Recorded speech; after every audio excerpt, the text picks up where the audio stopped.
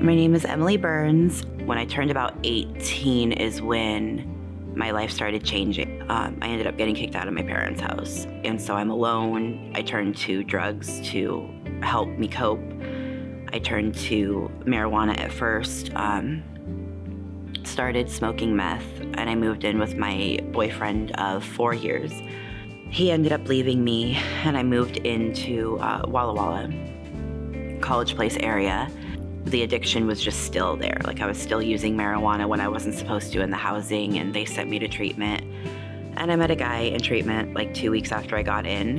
He ended up taking me back home with his parents, so I left treatment early to go move in with him. We ended up getting married 4 months after we met in rehab. It became very abusive, very drug-filled, very abusive. I got very heavy into meth and opiates. One day we ended up getting high, and he left me outside in the snow in Yakima, which is where we were living.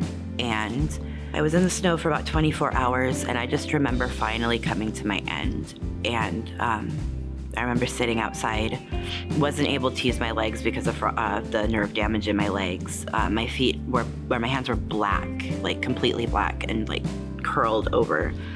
And I just remember telling God, I was like, I know I'm gonna die tonight. Like, I'm sorry that I've, been so rebellious my whole life. I said, if you find it in your heart to save me tonight, then I promise that I will give you everything, my all.